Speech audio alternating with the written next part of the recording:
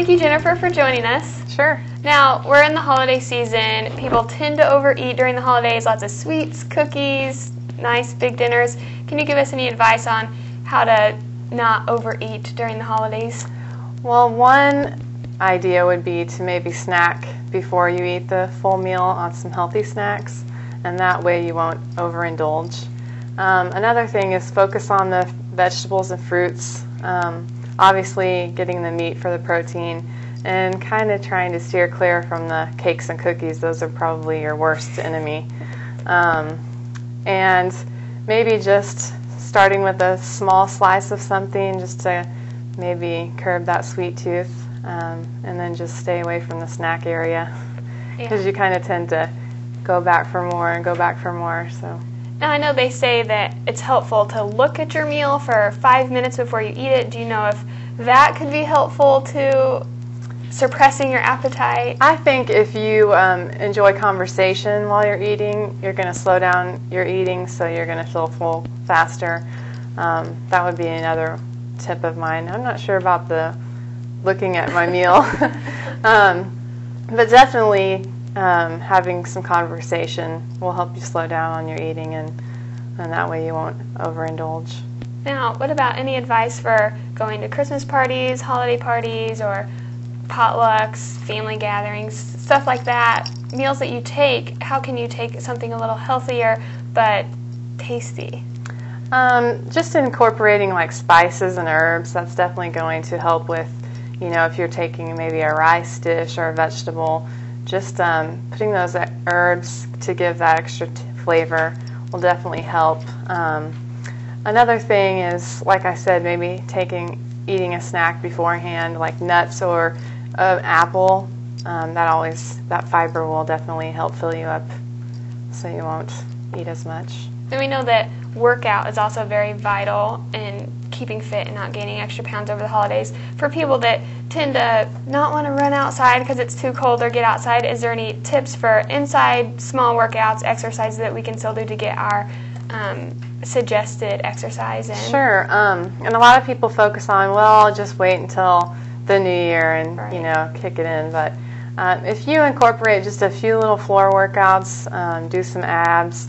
If you have kids, it's good to, play with them and run around. Also, cleaning during the holiday time will definitely burn some calories. But just making sure you control your proportions will definitely help, so that you won't have to work out quite as much. But with all the exercise videos and access to TV, you definitely have those options. And do you know the suggestion portion size of meat or salad or fish or? Well, meats, they say the size of the palm of your hand, and any side items you should maybe stick between a half of a cup to 3/4 of a cup. But obviously you want to consume protein and your veggies and fruits, and definitely steer clear from the cakes and candies and cookies. All the high fructose corn syrup items that add to those extra calories that you're not burning, especially during the winter months. Or maybe instead of having 2 of those, just maybe have one. Right. Cut it in half. Now, any other tips or suggestions, not only for the holidays, but just keeping in shape in general, and how to keep the weight off as you get older? Well, a good tip is just trying to get some type of activity at least 3 times a week. 20 minutes, doing something to burn those calories. I mean, you burn calories just talking or singing or dancing, so those are some easy things you can do. Going outside, doing some yard work. It's obviously a lot easier when it's warmer out. People are more motivated, but trying to find some activities that you enjoy that you can do at home, especially if you're not able to get out. Lifting the cans of soup, or just getting down on the floor and doing some push-ups and sit-ups, that definitely helps. So there's no excuse for not staying fit. Right. Well, thanks so much for the tips, and we'll definitely keep those in mind. Okay. KNBU TV reporter Wes Michael will now speak with Tonya Sieber about tips for holiday cooking. Okay, so in these bowls, I'm making 2 different cheese balls, so I have 2 different bowls of cream cheese that has been softened The easy way to soften cream cheese is to just leave it out at room temperature for an hour or two. The first cheese ball, I'm going to do a cherry port wine pecan cheese ball. So I have in this bowl, can you see that? Some cherry pie filling. Can be generic cheap stuff, it doesn't matter. And then I have some very expensive port wine here. And I'm going to add small amounts at a time of my cherry filling to my cream cheese. If you had 2 packages of cream cheese, I'm guessing maybe 1/3 of a can of cherry pie filling would be more than enough to make that cheese ball. So I am stirring, I am getting the cherry mixture homogeneously mixed in to the cream cheese. Then I'm going to add a dab of my, again, very expensive port wine. You can leave the port wine out of the cheese ball. It's really not an integral ingredient, but it sure is a nice touch. And once I have got that all incorporated, I'm going to roll this into a ball, and then I will roll it in my coating. And I have chosen chopped pecans for this particular cheese ball. You could at home use chopped walnuts, chopped toasted almonds, whatever nut you prefer.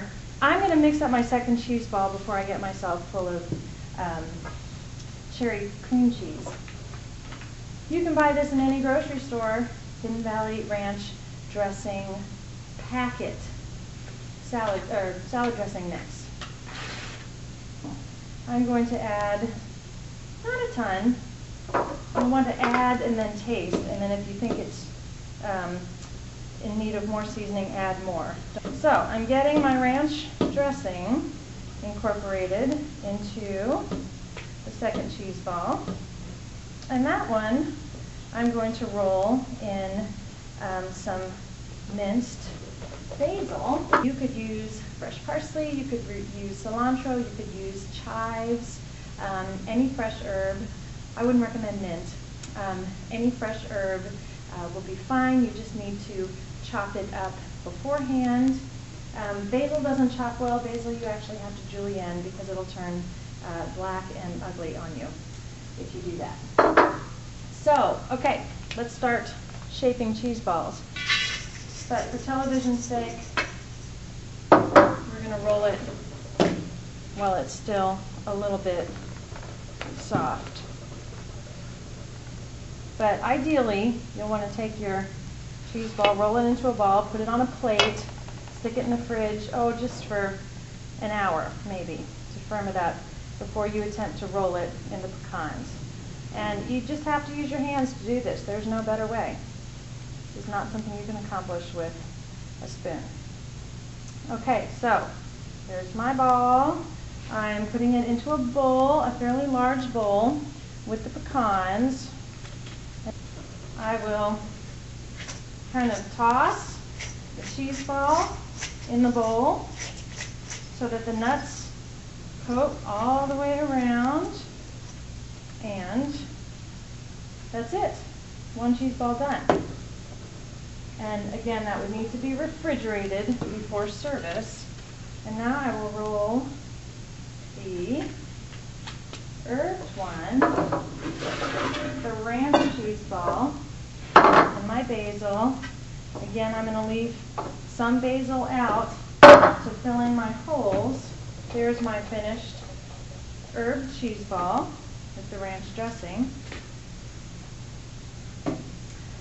And you'll serve those with crackers of your choice, and certainly some champagne, and enjoy your holidays.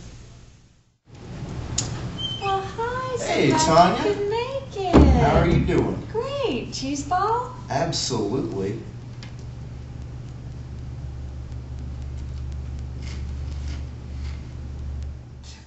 Once again, I'm your host, Jessica Mulliken. This is our last show of the semester, so the KNBU Inside Baker staff has a special holiday message. From all of us to all of you, we wish you a Merry Christmas, we wish you a Merry Christmas, we wish you a Merry Christmas and a Happy New Year.